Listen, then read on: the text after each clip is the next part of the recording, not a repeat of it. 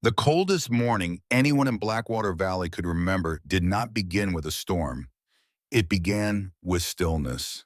The kind of stillness that makes sound disappear, that turns the world into a held breath, that presses down on rooftops and fence posts and the backs of horses like an invisible weight. February 1879, 22 degrees below zero. The kind of cold that does not ask permission. Reginald Yarborough had ridden this eastern fence line every morning for 30 years. He knew the cold the way a man knows an old enemy, with grudging familiarity and without fear. He pulled his coat tighter, felt the ice that had formed in his beard overnight, watched his horse exhale long white plumes into the gray dawn air. Another morning, another winter. He had survived every one of them. He was nearly back to the main road when he stopped. Not because of the cold, not because of anything his eyes told him at first. It was something else, something that did not fit the picture he had carried in his mind all these months. He turned in the saddle and looked east toward the far edge of the valley where the road curved and the land flattened out near the creek. Two columns of smoke rose into the sky. Not one, two. Thin, straight, impossibly calm. They did not thrash in the wind the way smoke does when a man throws everything he has into a fire and prays for warmth. They simply rose steady and even and unhurried, like they had all the time in the world. Like whatever was burning inside that corrugated iron shell had no reason to rush. Reginald Yarborough sat on his horse for a long time. He knew that building. He had called it a coffin the very first day he saw the curved iron panels stacked beside the wagon road. Iron freezes, he had said. You will burn through every cord of wood you own and still shiver your way to the grave. He had said those things to the woman who had hauled those panels here, and he had believed every word. He still believed them, or had believed them, right up until this morning. His own house, built with timber he had cut himself 30 years ago. Thick beams and a stone fireplace he was proud of had nearly broken his family in the 5 days just past. His wife Temperance had coughed through every night. Ice had formed on the inside of the walls. He had burned through a third of his winter supply in 72 hours and had sat at his kitchen table at 3 in the morning doing arithmetic that frightened him. Two columns of smoke, thin, steady calm. Reginald Yarborough was 53 years old and had not felt like a fool in a very long time. He felt like one now. He turned his horse toward home and did not look back, but the image stayed with him, burned into the back of his mind like a brand. Two chimneys, equal, balanced, rising into a sky as sharp and cold as broken glass. To understand how those two chimneys came to be, you have to go back nearly 2 years. Back to a May morning when a woman with rough hands and 3 children and a wagon load of curved iron arrived in Blackwater Valley and refused quietly and completely to be told what she could not do. Sophronia Claiborne was 31 years old when she came into the valley. She was not a woman who wasted energy on optimism. Her neighbors back in the mining settlement she had left behind had called her practical, which was the polite word for what she was. Ambrose, her husband, had used a better phrase. He had said she had an engineer's heart in a woman's chest, and he had meant it as the highest compliment he knew how to give. Ambrose Claiborne had gone into the silver mine in the spring of 1876 and had not come out. A tunnel collapsed. 3 men died. The mining company sent $40 and a letter of condolence written in the same hand for all 3 families, with blank spaces where the name of the deceased had been filled in afterward. Sophronia had read that letter once, set it on the table, and gone to check on her children. She cried that night alone after they were asleep. The next morning she made 2 lists. The first list was what she had. The second list was what she needed. The gap between them was enormous, and Sophronia studied it the way a general studies a map of unfavorable terrain.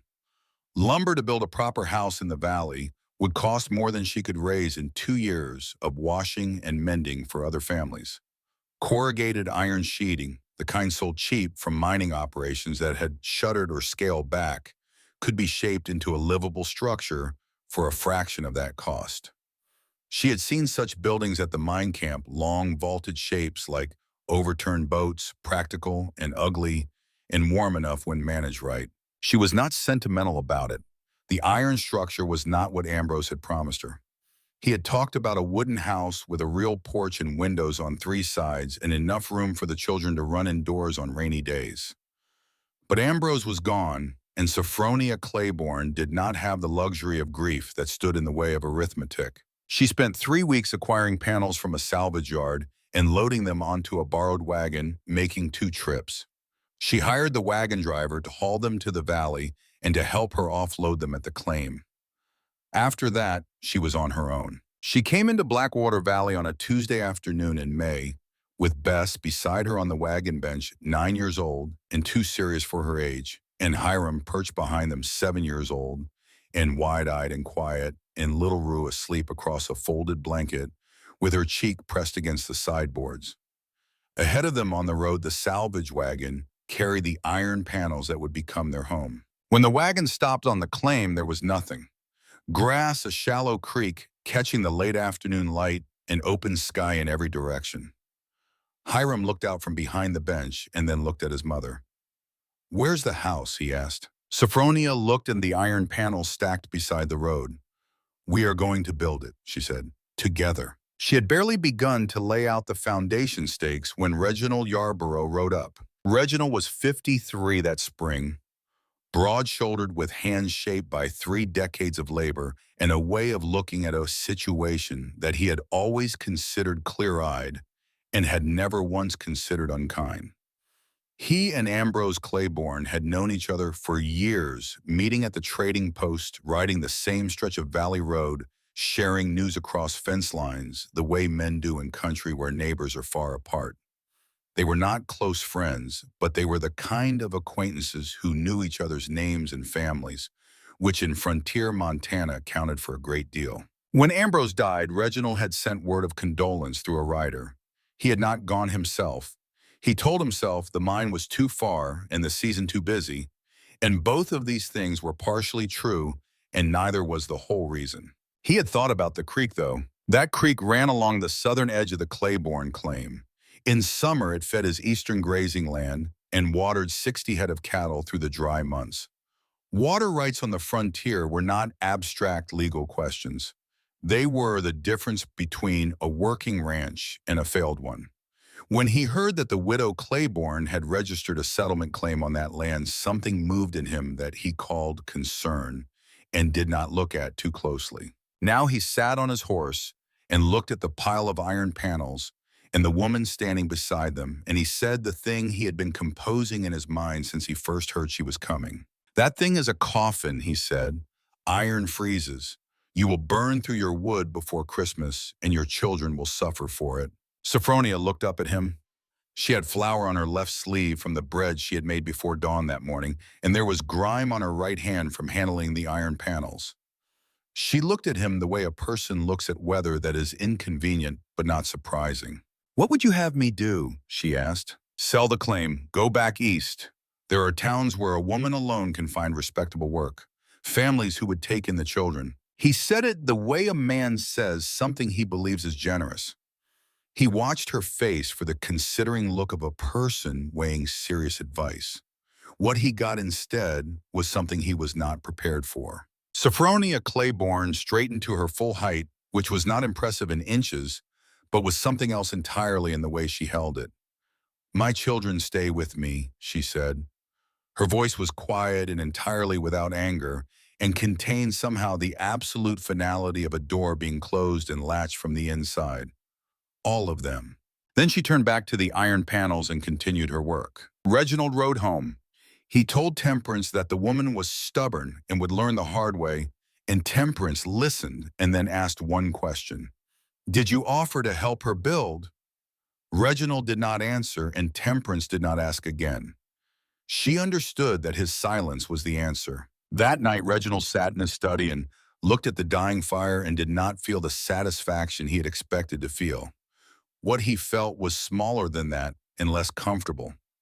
He buried it quickly the way men of his kind buried uncomfortable feelings under practicality and forward motion in the next day's work.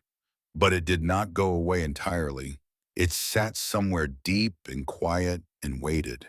Sophronia built the iron house through the high heat of summer, and she built it the way she did everything by understanding the problem completely before she touched a single tool. She had never constructed anything larger than a corn crib, but she could read. She could reason from first principles. She could measure twice before she cut once, and she could learn from failure without being destroyed by it, which was a skill more valuable than any tradesman's certificate. The foundation was a series of heavy timbers laid directly on the ground, the same method used for the mine camp buildings she had studied before leaving the settlement. The floor was rough-sawn planks, uneven and full of character, which she leveled as best she could by shimming the worst of them with cedar wedges. The iron panels were heavy and awkward and designed to be raised by a crew of men, so she solved that problem by constructing a simple lifting apparatus from a timber upright, a crossbeam, a block and tackle purchased from the hardware merchant in the nearest town, and rope she braided herself from salvaged cordage. The first curved rib took 3 days to raise and seat correctly. By the 12th, she had the motion down to a single long afternoon. Bess handed her bolts without being asked. Always the right size, counted out in advance, and laid in order on a piece of canvas. Hiram kept the tally carefully with the focused expression of someone who understood that numbers have consequences. Rue gathered dropped hardware from the grass and brought it back in the pocket of her pinafore, treating each bolt and washer like a small treasure she had rescued from being lost. One evening in late July, when the frame was fully up and the curved iron caught the last light of sunset and turned it orange and bronze, Sophronia sat down in the grass with her back against a wheel spoke and her 3 children arranged around her and said what she needed them to know. "We are a team," she said, "and our team does not quit." Hiram leaned against her arm. Rue climbed into her lap. Bess sat cross-legged beside her and looked at the iron frame with the expression she wore when she was deciding whether something was true. "Even when it's hard?" Bess asked. "Especially then," Sophronia said. There was a day, though, that only Sophronia knew about. It was a Wednesday in mid-August when the heat pressed down and the iron was impossible to touch with bare hands and a bolt sheared off at the thread. And she spent an hour working it free, and Hiram cut his hand on a panel edge and bled through 2 strips of cloth, and Rue was feverish from the sun. Bess had said nothing all afternoon, and that silence was somehow worse than crying. Sophronia went to the creek that evening and sat on a stone and put her hands in the cold water and did not move for a long time. She thought about the $40 from the mining company. She thought about the letter with the blank space where Ambrose's name had been written in at the end. She thought about whether Reginald Yarborough was right and that all of this would end in cold and failure and an official notice from the Territorial Land Office. She thought about these things for exactly as long as it took for her hands to go numb in the creek water. Then she stood up, dried her hands on her coat, and walked back to where her children were sleeping in the grass. She picked up her tools. By August's end, the iron house stood complete. 20 feet wide, nearly 50 feet long, a vaulted half-cylinder rising from the Montana grass like something that had always meant to be there. Riders on the valley road slowed their horses to look. Sophronia could see them from the claim and did not go out to explain herself. Patience Grimshaw, a widow who farmed 5 miles east and who was not easily impressed by anything, drove out in her buckboard specifically to see the building and stood in front of it with her arms folded and did not say anything for a long time.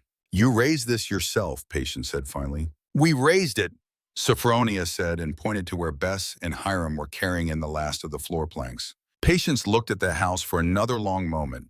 Then she looked at Sophronia with an expression that was not sympathy and not admiration, but something between the two, something more durable than either. "If you find yourself short of cordwood before the cold sets in," she said, "I have extra I would sell at fair market. Not give. Sell. But the offer is there." That was how Patience Grimshaw said she respected you. Not with warmth, but with fairness. Sophronia understood this immediately and was more grateful for it than she would have been for kindness. The first winter came fast, the way first winters always do in that part of Montana, without much warning and without apology. Sophronia placed a single cast-iron stove in the center of the house, as anyone with sense would advise. For the first few days, it seemed adequate. Near the stove, the air was warm enough to sit without a shawl. 10 feet away, the warmth thinned noticeably. At the far ends of the vaulted space where the iron curved down to meet the floor, the temperature dropped sharply and the water in the bucket froze solid before morning. She fed the fire every 2 hours. She had kept a record book from the beginning, noting how the cold behaved each day, whether the water bucket froze before midnight, how far from the stove a candle flame would bend toward the walls, how long the morning fire needed before breath stopped showing, and the amount of wood she burned each day. By the end of the second week, the numbers told a story she did not want to read. At this rate, her wood supply would last 6 weeks. The winter would last 16. She bought a cord from Patience, but she understood that this was not a solution. This was delay. On the 12th night of that first winter, the temperature outside dropped to 8 below zero. Rue had been coughing for 2 days, a dry bark that came from deep in her chest. Sophronia had arranged all 3 children on pallets near the stove and had sat up through the night, keeping the fire going.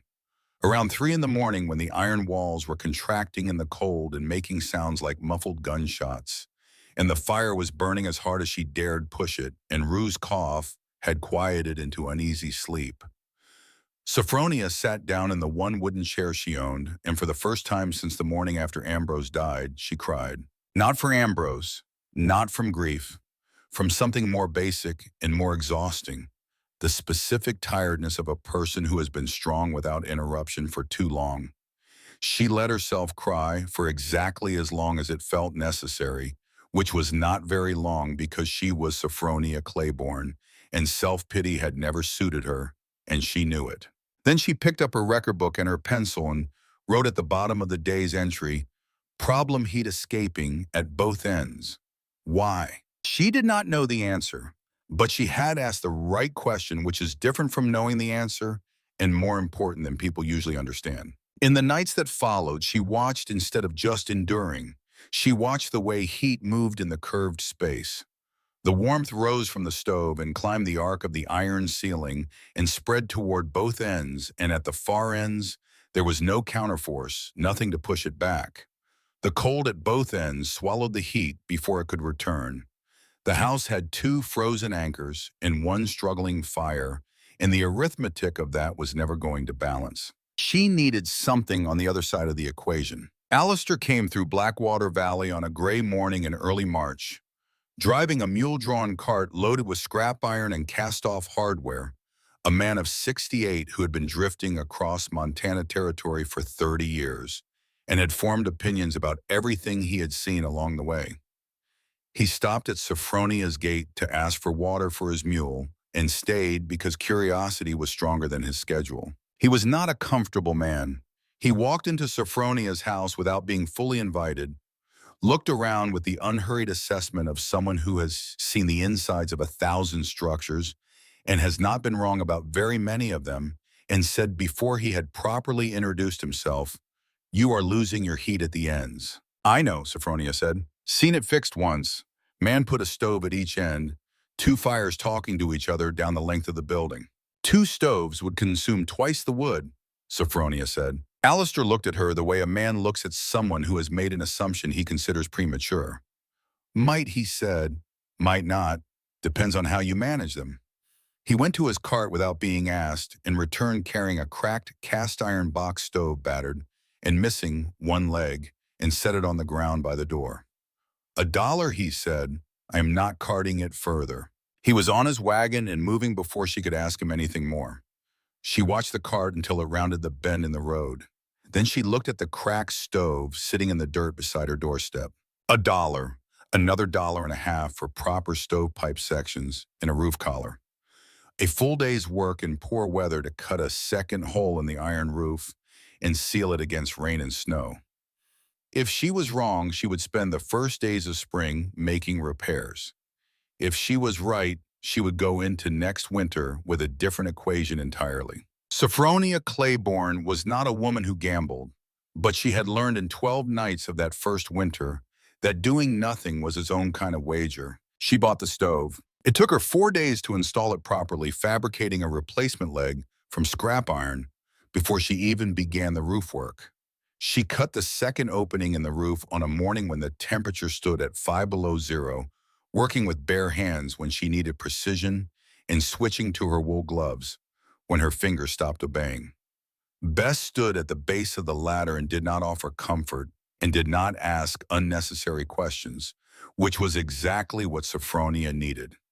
Hiram passed tools up on a rope, and Rue, still coughing but unwilling to be left out, sat wrapped in a horse blanket near the existing stove and announced the time by the kitchen clock every 15 minutes. When the second stovepipe was secured and the roof collar sealed and Sophronia had climbed down and stood inside the house looking at what she had done, she felt the specific fear that comes just before finding out whether you were right. She lit the new stove. Small fire. Controlled. She fed it slowly, matching the pace of the original stove at the far end, and then she walked to the center of the house and sat down on the floor and waited. 20 minutes passed. The air changed. It did not warm all at once. What changed first was the quality of movement. Something was happening in the upper curve of the ceiling that had not happened before. She could feel it as a kind of evenness, a softening of the hard distinction between the warm center and the frozen ends.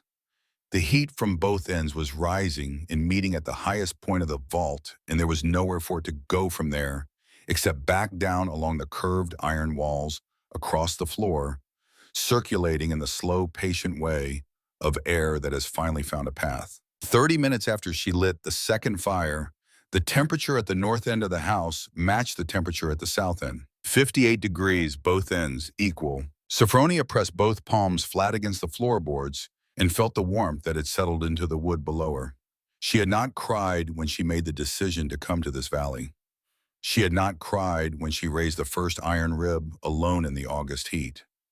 She cried now quietly and without drama, the way a person releases something that has been held under pressure for a very long time. Hiram woke from his pallet near the old stove, blinking and confused with his hair standing up on one side. "Why are you crying, Mama?" he asked. "Because it is warm," she said. Hiram looked at her for a moment, then looked at the two stoves burning at opposite ends of the long curved space. He watched the slight shimmer above each stove for a long, quiet moment, with the focused attention of a child who takes the visible world seriously.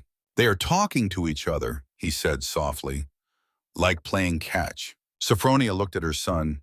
He was 7 years old and had just described in 6 words the principle that would take a trained engineer 12 pages of diagrams to document properly. Two heat sources in conversation. Warmth passing back and forth along the curve of the ceiling, never escaping, always returning, always in motion. "Yes," she said, "they are." Outside, the wind moved across Blackwater Valley the way it always did in March, cold and indifferent and immense.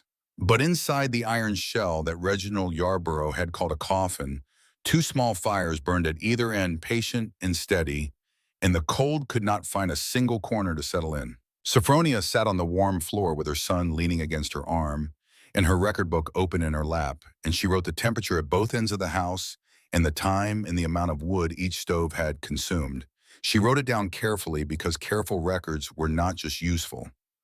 They were proof. She did not know yet that she would need that proof. But Reginald Yarborough had already begun composing a letter. Smoke does not lie. That was the thing about it.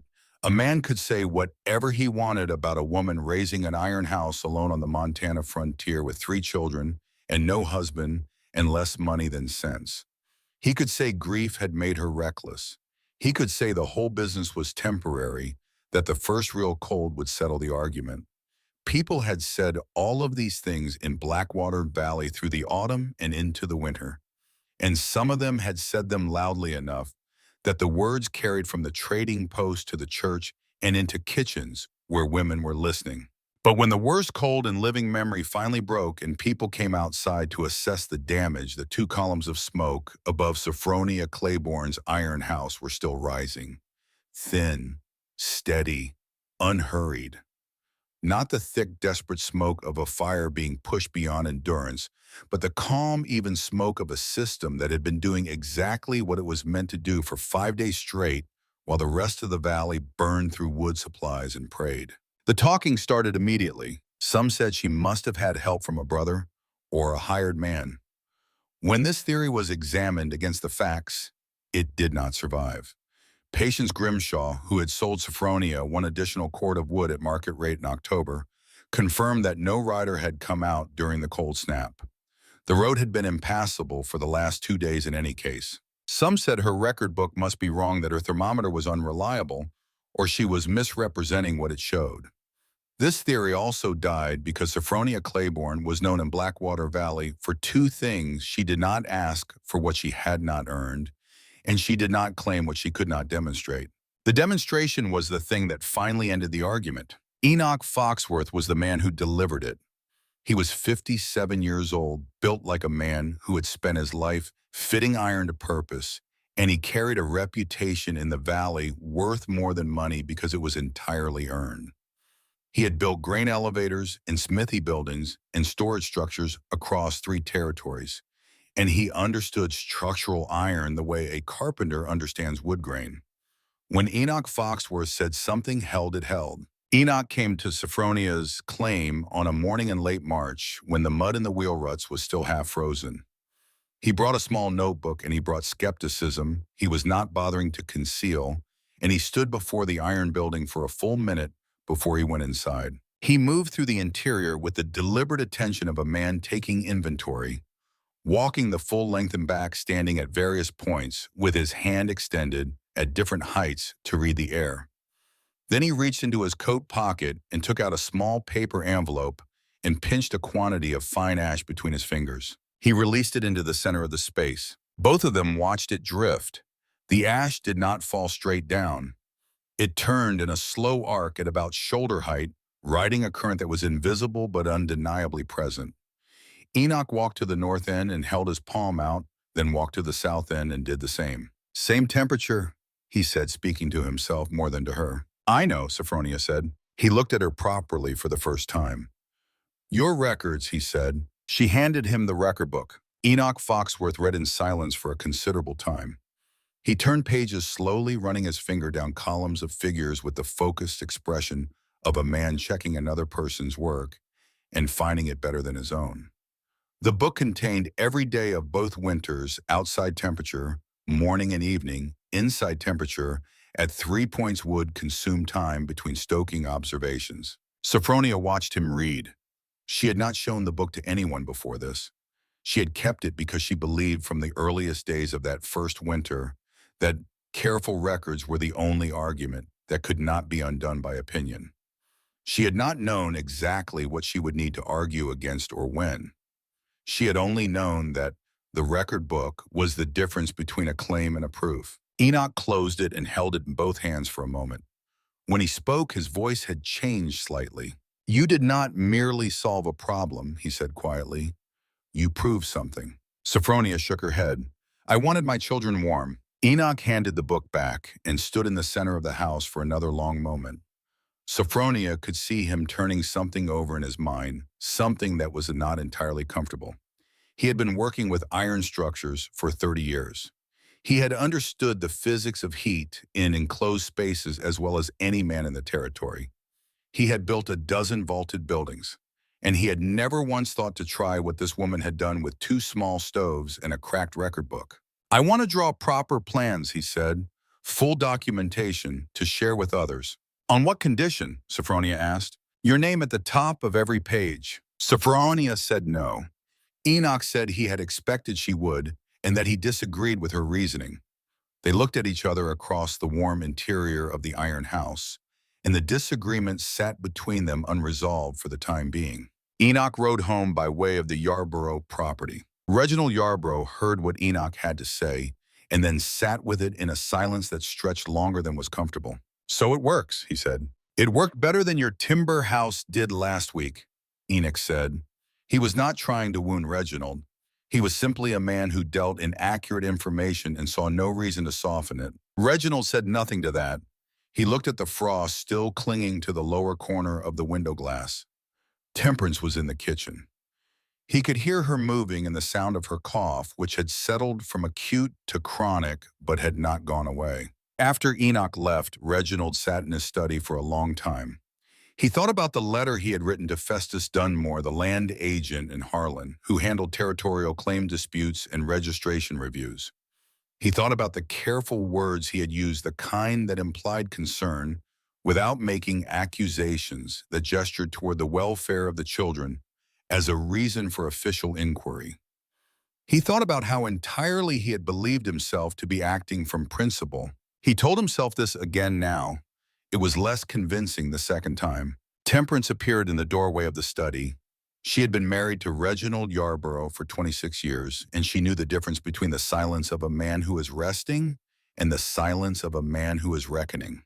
"You know what you have to do," she said. Reginald kept his eyes on the window. "I know. Not eventually, soon. I know that too." Temperance went back to the kitchen.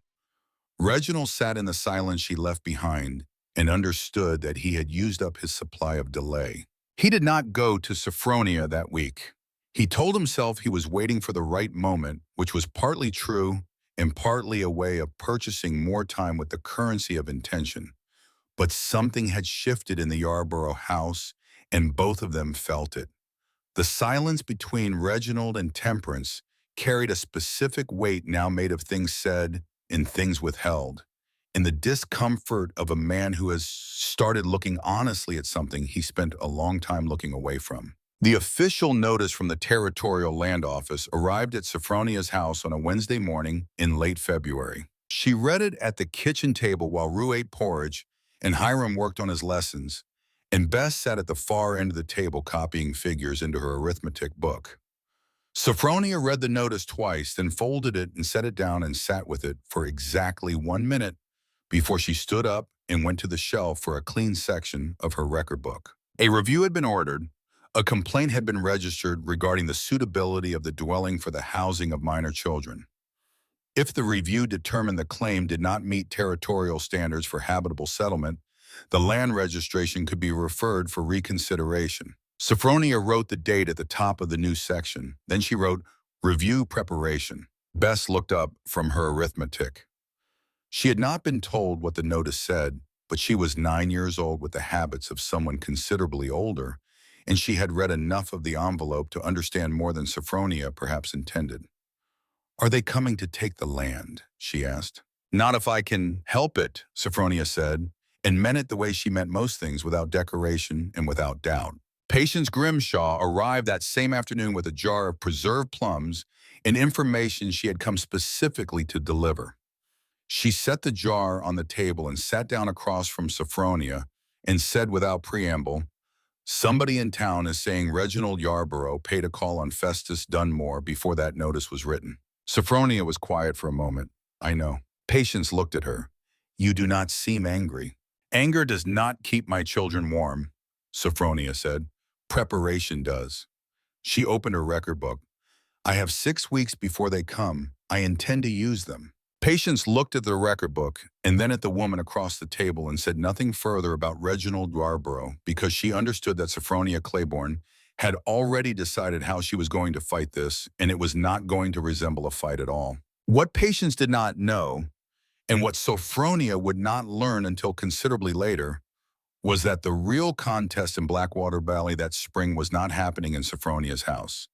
It was happening in the Yarborough kitchen every evening after supper in the quiet, persistent way that the most consequential arguments sometimes happen without raised voices and without resolution night after night until the weight of the truth becomes impossible to carry. Temperance Yarborough was not a woman who repeated herself unnecessarily.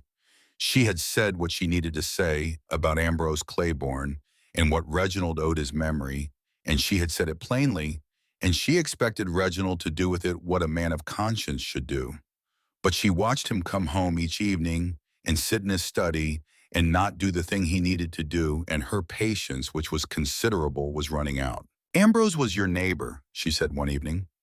The tone was different from the other times she had said it, flatter, more final. "I know who Ambrose was," Reginald said. "Then conduct yourself accordingly." Reginald looked at his wife across the supper table. He had known Temperance since she was 22 years old, and she had never once been less than honest with him, even when honesty was the harder course. He understood that she was right. He had understood it at some level from the moment Enoch Foxworth told him The iron house had held warmer than his timber one. I was afraid, he said. The sentence did not come easily to him. When Ambrose died, I was afraid of looking every day at what he left behind. The woman, the children, the evidence that I had not done what a good neighbor should have done. He stopped. So I looked for a way to make it disappear instead. Temperance listened without interrupting. When he finished, she said, "That is the most honest thing you have said in 2 years." She picked up her cup. "Now go say it to her." Reginald did not go that week, but the reckoning was closer now. He could feel it the way you feel a change in weather before it arrives. Sophronia spent the 6 weeks before the review the way she spent every problem that required solution. She broke it into its parts and addressed each one. The house was scrubbed until the iron walls caught the light. The floor was swept and sanded and oiled. The food stores were organized and accounted for. The water barrel was covered and clean. The children's clothing was mended and pressed. The record book was brought current through the morning of review day. She dressed Bess and Hiram and Rue in their best clothes and braided Rue's hair, and told all 3 of them what she always told them before something difficult. Tell the truth, answer what is asked, stand straight. 3 people arrived at 10 in the morning on the 1st of April. Festus Dunmore, the land agent from Heartland, precise and watchful in a good coat with the expression of a man who believes he already knows what he is going to want. A deputy from the county sheriff's office, a young man named Crane, who said nothing for the first quarter hour and missed nothing. And Arabella Marsh sent down from the territorial commissioner's office in Helena, who was 48 years old and had spent 2 decades assessing the actual conditions of frontier homesteads rather than the official descriptions of them. Dunmore began to say something about structural standards for permanent dwellings before Arabella had finished crossing the threshold. She stopped, turned, and looked at him with an expression that was not hostile, but was entirely closed to discussion. "We have not been inside yet," she said. They went inside. Arabella Marsh moved through the house with careful attention and without conclusions already written. She examined the food stores, the water supply, the sleeping arrangements, the condition of the stovepipes and the iron roof collars around each flue. She crouched and pressed her palm flat against the floorboards, feeling the warmth that had settled into the wood. And then she stood and walked to the center of the house between the 2 stoves. "Why 2?" she asked. Sophronia explained it clearly and briefly without apology or elaboration. The problem she had observed, the questions she had asked, the solutions she had tested, the records she had kept. "Documentation," Arabella said. Sophronia handed her the record book. The room was quiet while Arabella read. Dunmore shifted his weight twice. Deputy Crane stood near the doorway with his arms at his sides. Bess stood with Hiram and Rue near the north stove, all 3 of them still in their good clothes, and Bess watched Arabella Marsh read with the focused attention of someone taking the measure of a person who matters. Arabella closed the book after 8 minutes. She looked around the house one final time, slowly taking it in as a complete whole. Then she looked at Festus Dunmore. "This home is clean," she said. "It is warm. The children are in good health and properly cared for." Her voice carried no particular emphasis, only the flat certainty of a conclusion reached by evidence. "I assess facts, Mr. Dunmore, not rumor." Dunmore opened his mouth. "We are finished here," Arabella said. She walked out first. Deputy Crane followed. Dunmore stood alone in the house for a moment with Sophronia and the 3 children, and something moved across his face that was not quite shame, but occupied the same territory. Then he left. Sophronia listened to the horses move off down the road. She stood in the center of her house between the 2 stoves and let out a breath she realized she had been holding in one form or another for 6 weeks. Bess came and stood beside her, not touching, just present. "Did we win?" she asked. "Today," Sophronia said. Bess considered this. "What about tomorrow?" "We keep the records," Sophronia said, "and we keep the floors clean." The autumn of 1878 came in hard and early carrying warnings that spread from ranch to ranch along the valley. Riders who had been as far north as the Canadian line brought word of temperatures no one in the valley had experienced since childhood. The old men said it would be a killing winter. They were right. Sophronia spent 3 weeks preparing in ways that went beyond anything she had done the previous year. She had spent the intervening months thinking about what else could be improved. She had noticed that the stoves lost efficiency in the deepest hours of the night, that there was a window before dawn when the temperature dropped several degrees and the fires needed hard stoking to recover ground. The answer came from something she noticed by accident. One morning in late September, she had rested her hand on one of the flat hearthstones she had laid beneath each stove to protect the floor, and found it still noticeably warm long after the early morning air had turned cold. She held her palm against it, thinking. She spent 2 weekends hauling flat stones from the creek bed and building up a deep layer beneath and around each stove. The work was heavy and left her back aching for days. But when Enoch Foxworth stopped by in late October and saw what she had done, he stood very still for a moment. "Where did you learn this?" he asked. "I put my hand on a stone," Sophronia said. "It was still warm," Enoch wrote in his notebook.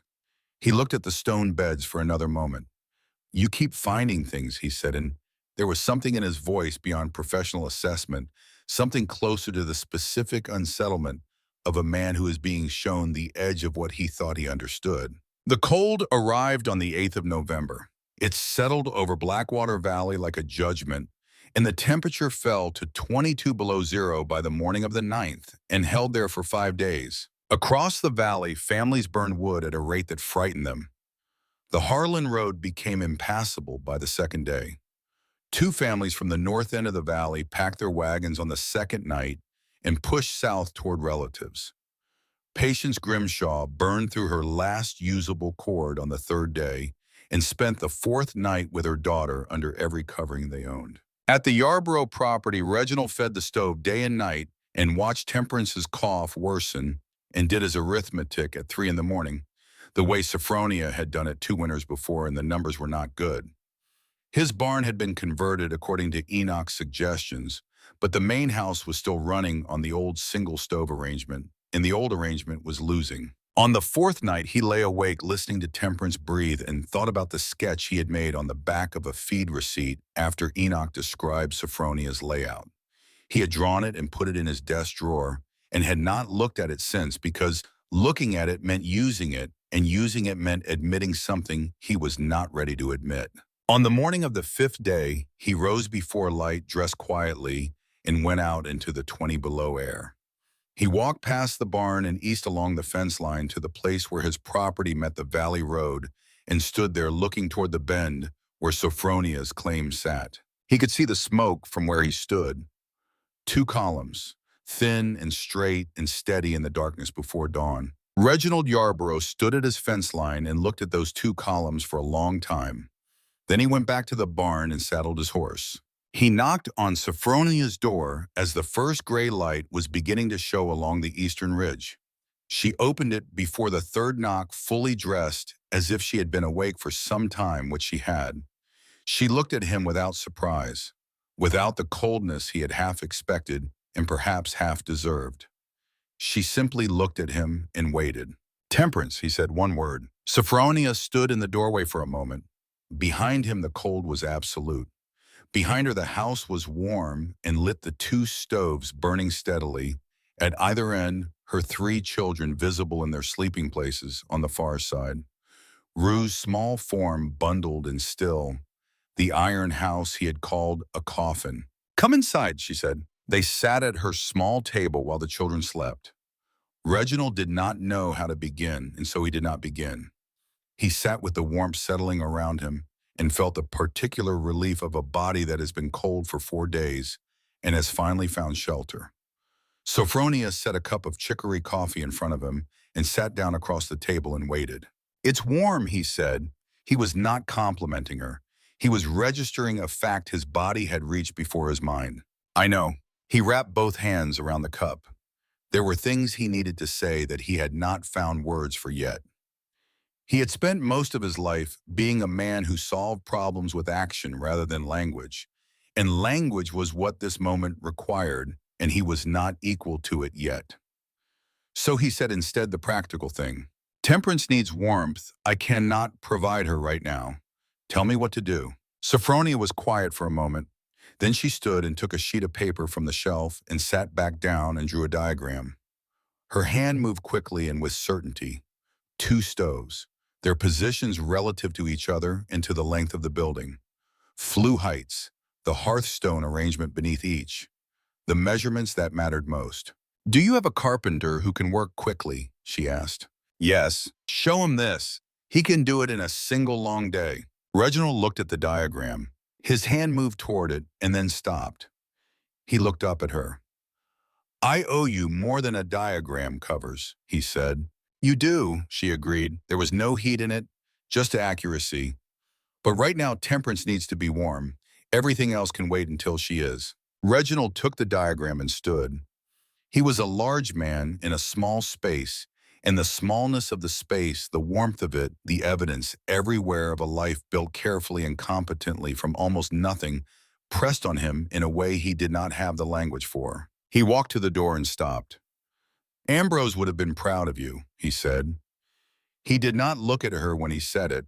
He put on his hat and went out into the cold. Sophronia stood in the center of her house after the door closed and listened to the sound of his horse moving away down the frozen road. The two stoves burned quietly at either end. Rue turned in her sleep and made a small sound and was still again. Outside, the sky was shifting from black to deep blue, the first suggestion of a dawn that was going to be, for the first time in 5 days, slightly less brutal than the one before. She was not done being angry. She was nowhere near done.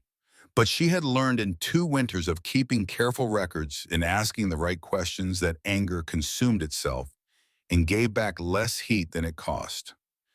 Temperance Yarborough needed to be warm. A man who had wronged her had come to her door in the dark with one word on his lips, and she had given him what he needed, and this told her something about herself she had not been entirely certain of until that moment. She sat back down at the table and opened her record book and wrote the date and the temperature, and a single line RY came this morning, gave him the diagram. Then she turned to a new page and began planning for spring. Spring in Blackwater Valley arrives the way honesty sometimes arrives. Not all at once, not with announcement, but in small, irreversible increments that accumulate until one morning you look around and understand that the thing you were waiting for has already happened. The snow pulls back from the south-facing slopes first. Then the mud comes deep and indiscriminate. Then the grass tentative and pale. Sophronia Claiborne watched the spring of 1879 arrive from the doorway of her iron house and felt for the first time since she had driven into this valley with a wagon load of curved iron panels that the ground beneath her was solid in a way that went beyond the physical. Temperance Yarborough had survived the winter. Reginald's carpenter had worked through the day. Sophronia gave him the diagram, and the Yarborough house had 2 stoves and 2 chimneys by nightfall. Temperance's cough had steadied within a week and was gone by February. Sophronia had not sought out this information. Patience Grimshaw had brought it along with news that Enoch Foxworth had been asking around about Sophronia's intentions for the season ahead. There was still Reginald to deal with. She knew he would come. She had known it since the morning he rode away with her diagram, because a man who arrives in the dark asking for help has already crossed the line that separates silence from accountability. He came on a Tuesday in May, on a morning when the mud had dried enough to ride without losing a shoe. Sophronia saw him from 50 yards away, outside splitting kindling with a clear line of sight down the road. She watched him come the whole way. He rode at a deliberate pace, not slowly out of reluctance, but carefully the way a man moves when he is carrying something fragile. He dismounted before she spoke and held his hat in both hands. "Mrs. Claiborne," he said, "I owe you an apology." "You owe me several," she said, not with anger, with precision. Reginald accepted this. "Ambrose was my neighbor," he said. "When he died, I told myself I was being practical about the land and the water. What I was actually doing was looking for a way to not have to look at what I had failed to do when he was alive." He paused. "I came to the review proceeding against you because I wanted an official reason to believe you would not stay. If the territorial government told you to go, I would not have to be the one who had failed you." He looked at her directly. "I understand if knowing that makes it worse." It did make it worse, and Sophronia let him see that she knew it. She did not soften her expression or offer the reassurance that would make the moment easier for him. Ambrose did not blame easily, she said finally. He thought blame was mostly a way of avoiding the next necessary thing. She set her hatchet against the woodpile. I am not ready to forgive you, Reginald. I want to be honest with you about that. That is fair, he said. But we can be neighbors, the kind who do not scheme against each other, the kind who are honest and who help when help is needed. I can do that, he said. I will. They shook hands. The handshake was not warm and it was not cold. It was the handshake of two people who have agreed on terms they both intend to honor. Reginald rode home. Sophronia went back to splitting kindling. But something had shifted in the valley, something that would take months to become fully visible, but had already changed direction. Bess had watched from the window. That evening, after Rue and Hiram were asleep, she came to her mother and stood in the kitchen doorway with her arms crossed, and her expression carrying the weight of a child who has thought hard about something and arrived at conclusions she does not like. Why did you shake his hand, she asked. Sophronia was washing the supper dishes and did not stop. Because we live here. He tried to take our land. I know. He sent those people to look at us as though we were a problem to be decided. I know that too. Bess uncrossed her arms. It is not fair, she said. The words came out younger than she usually sounded, which told Sophronia something about what this was actually costing her daughter. Sophronia dried her hands and sat down at the table and waited until Bess came and sat across from her. You are right, she said. It is not fair, and I will not tell you otherwise. She watched Bess take this in. But I figured out something in that first winter when I was sitting up at 3 in the morning and Rue was coughing and I was adding up how much wood remained. Anger is like a fire built too large in a small stove. It burns hot and fast and consumes everything you put into it, and it does not heat the room any better than a smaller, steadier firewood. Bess was quiet for a long time. Outside, the Montana spring was settling into its evening sounds, the creek running full the wind in the new grass. Did you ever want to leave? She asked. Simply pack the wagon and go somewhere easier. Sophronia looked at her daughter, this serious child who had handed her bolts without being asked, and counted them in advance and climbed the ladder and sat on the cross beam and asked the right question at the right time. The night Rue's cough was worst, she said. The 12th night, I sat by that first stove and thought about loading all 3 of you into the wagon and driving until the road felt different. Why didn't you? Because wherever you drive to, you bring the problem with you, Sophronia said. Some kind of cold follows you. The only way out of a hard thing is through it. I have never found a road that went around. Bess sat with this. Then she said, I still do not like him. You do not have to like him, Sophronia said. You only have to live beside him. The next morning, when Reginald Yarborough rode past on his way to the eastern fence line and raised his hand toward the house, Bess was outside near the woodpile. She raised her hand back, small, deliberate, not forgiveness and not warmth, but acknowledgement, which was the thing that was possible right now. And Bess Claiborne had her mother's understanding that possible things done faithfully have a way of becoming more than they started out as. Enoch Foxworth completed his technical drawings in April of 1879, 12 pages precise and thorough in his careful draftsman's hand. He had worked on them through the winter evenings, and when he brought them to Sophronia, they were rolled in a cloth tube tied at both ends. He had already sent copies to 3 recipients before he told her. Sophronia set down the cloth tube and looked at him. You did not ask me, she said. I knew you would say no. That is not a justification for not asking. Enoch sat down without being invited because he had decided this conversation required sitting. The Territorial Surveyor's Office in Helena, he said, the Builders Association in Bozeman, a settlement journal out of Fort Benton. He looked at her steadily. Your name is at the top of every copy. I told you I did not want that. You told me you did not want to be noticed. Those are 2 different things. He set his hat on the table.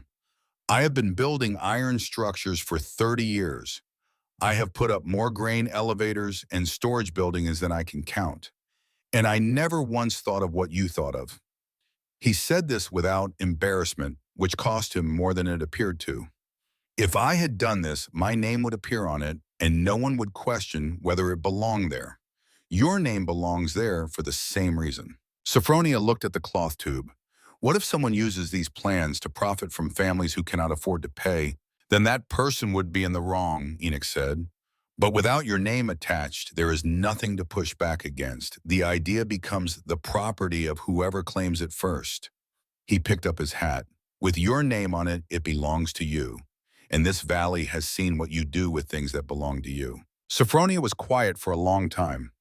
Through the window, she could see Hiram and Rue, outside Hiram helping Rue build something from sticks near the creek, Rue directing the project with the focused authority of a 5-year-old who knows exactly what she wants. You should have asked me first, she said. Yes, Enoch said, I should have. That was wrong of me, and I am telling you so directly. This was Sophronia understood. The nearest Enoch Foxworth came to an apology, and it was more than she had expected, and it was enough.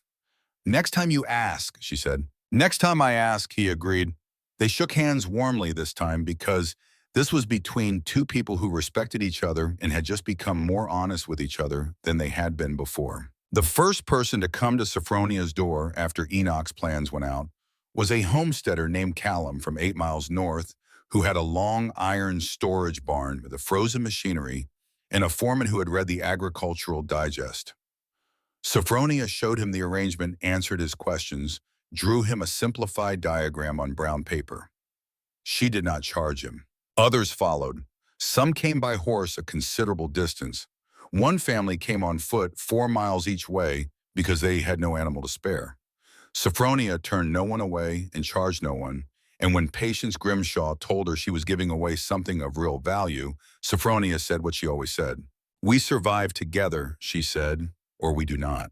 Patience shook her head, which was her way of accepting an argument she was not going to win. The official letter from the commissioner's office in Helena arrived in the spring of 1880, asking whether Sophronia Claiborne would permit her name and her method to be included in a published guide to frontier dwelling construction to be distributed without charge to homesteaders across the territory. Festus Dunmore delivered it personally. Sophronia looked at him standing on her porch with the envelope in his hand and thought not for the first time about the specific strangeness of how lives arrange themselves. The man who had processed the complaint against her was now standing at her door carrying something that would carry her work across the territory. She took the envelope. Come in, she said, not warmly but not coldly either. Dunmore sat at the table while she read the letter twice and then a third time more slowly. On the third reading, she took her pencil and drew a line through one section near the end of the second page. This passage, she said, turning the letter toward him, gives them authority to alter the plans without notifying me. You wish that removed. I require it removed. She set down the pencil. If someone modifies the design incorrectly and a family comes to harm, my name remains on the document. I must have a voice in any changes made. Dunmore studied the passage. That is a reasonable position, he said. I know it is, Sophronia said, not with arrogance, with the calm certainty of a woman who has learned that knowing your own position clearly is not the same as being unreasonable. Dunmore said he would carry it back to Helena. 3 weeks later, a revised letter arrived with the passage rewritten to her satisfaction. Sophronia read the revision, found it acceptable, and signed it. When Dunmore returned with the completed copy, he sat for a moment after the business was done, his hat on one knee, and said something that clearly cost him some effort. I want you to know that the original complaint was not brought entirely on my own initiative. I know whose initiative it was, Sophronia said. I should have conducted my own inquiry before acting on it, he said. I assumed the complaint was straightforward. That was an error in judgment. Sophronia looked at him. Festus Dunmore was not a wicked man. He was a man who had moved in the direction of existing authority without pausing to examine what that authority was doing, which was a different kind of failing and in some ways a more common one. You were doing the right thing now, she said. That counts for something.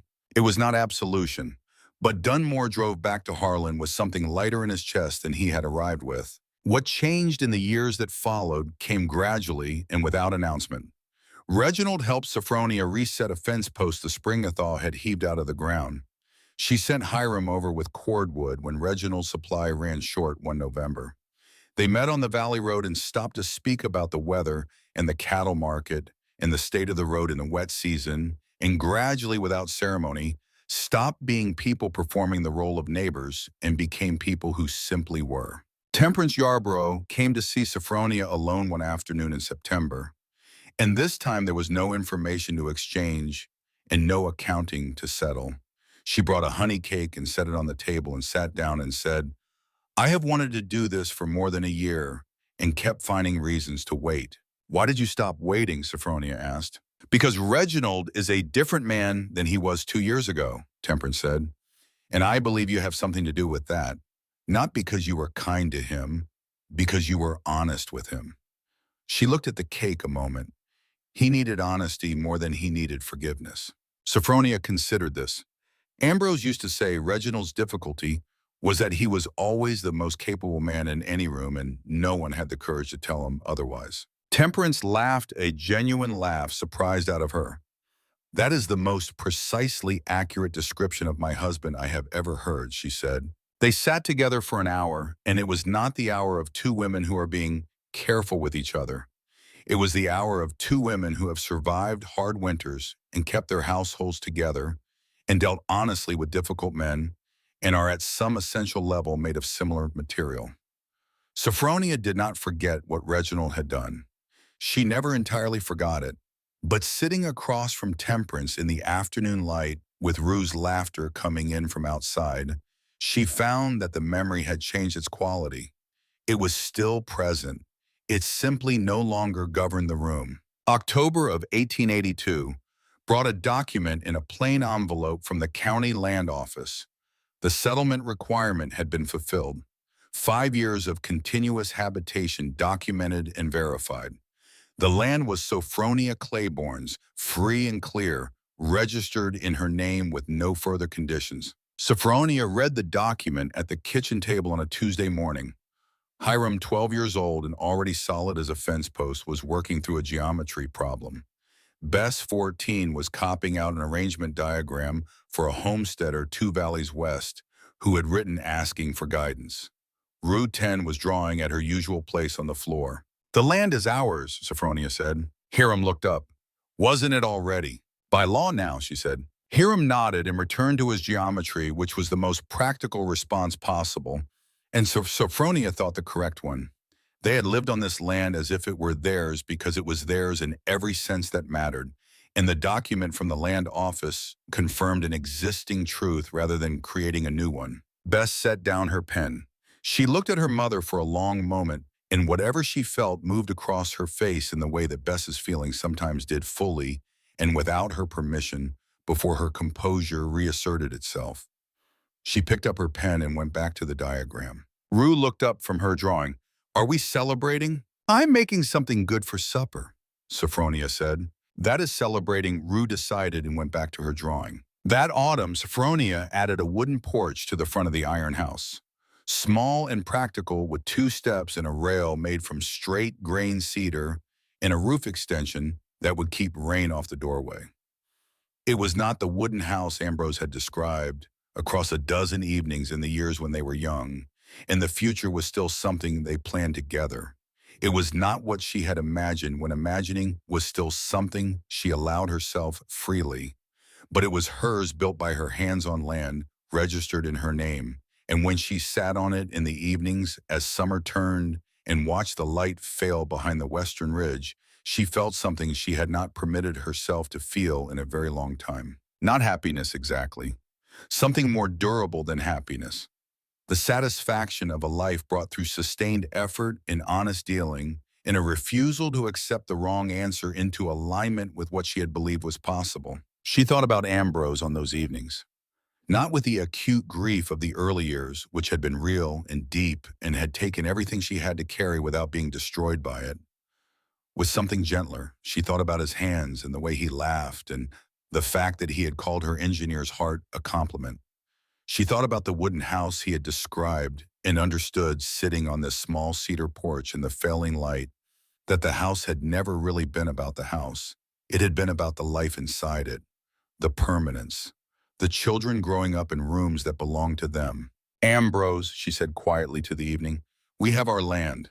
The prairie did not answer, but the two columns of smoke rising behind her from the iron house that had become the most discussed dwelling in 3 counties rose into the cooling autumn air with the same patient steadiness they had maintained through every winter of her life here.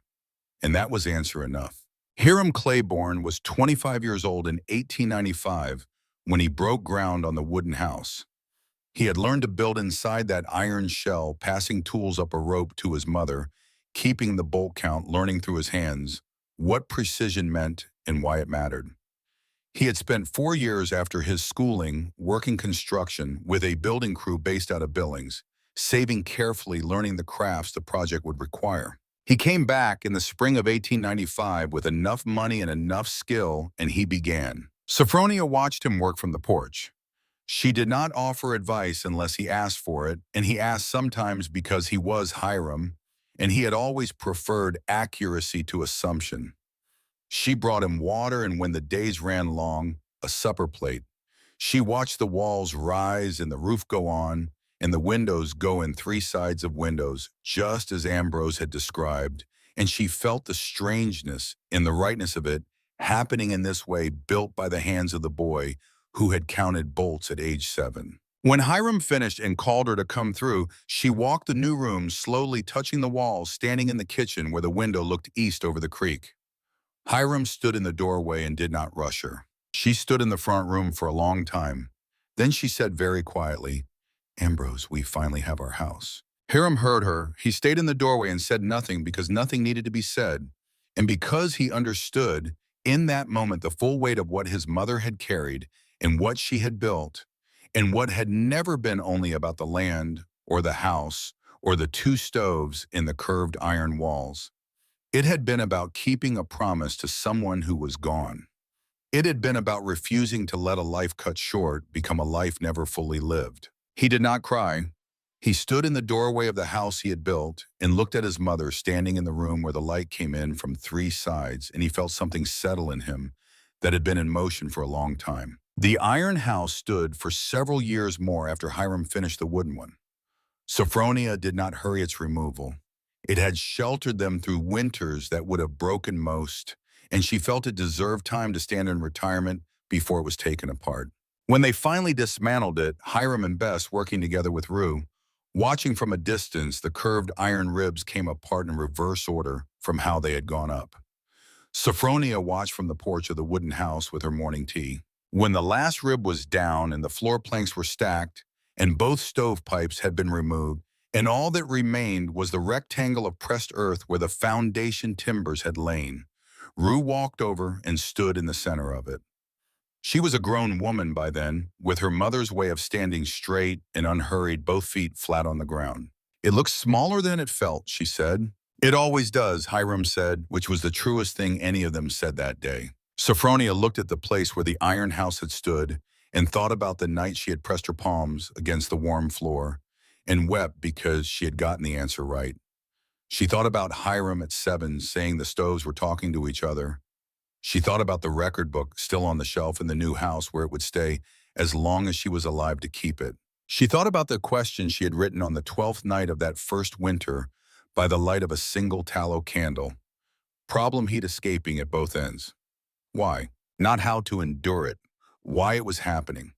The difference between those two questions was the difference between a life spent managing cold and a life spent understanding it well enough to make it irrelevant. Years later, when Hiram told his grandson Tobias the story, he did not begin with the iron house or the stoves or the cold. He began with a woman sitting alone by a dying fire at 3 in the morning, writing a question in a record book that would take her months to answer. She was not brave because she was not afraid, Hiram told the boy. She was afraid plenty of times. She was afraid the night she wrote that question. She was afraid when she cut the second hole in the roof. She was afraid the morning those officials came to decide whether she could keep her land. Then why did she not stop? Tobias asked. Hiram thought about this for the length of time it deserved. Because she understood something that most people take a long time to learn. She understood that fear and action can live in the same moment. You do not have to wait until you are no longer afraid to do the thing that needs doing. You do the thing and you let the fear ride along. Tobias was quiet. He had his great-grandmother's eyes, Sophronia's eyes, the kind that take in information without rushing to conclusions. She kept records, Hiram said. She shared what she found without charging for it. And when the people who tried to stop her came to her door needing help, she helped them. Not because she had forgiven them, she was honest about that, but because the world she wanted to live in was not organized around old debts. It was organized around what people could build together going forward. Hiram looked out at the Montana winter pressing down on everything with its absolute indifference. Two chimneys, he said. That is all most people saw. Two thin columns of smoke on the coldest morning anyone could remember. But what those chimneys meant took a great deal longer than a winter to understand. He looked at his grandson. It meant that the right question asked at the right moment can warm an entire valley. It meant that a woman with no credentials and no money and no one telling her she could do it looked at a problem everyone else was simply enduring and decided to understand it instead.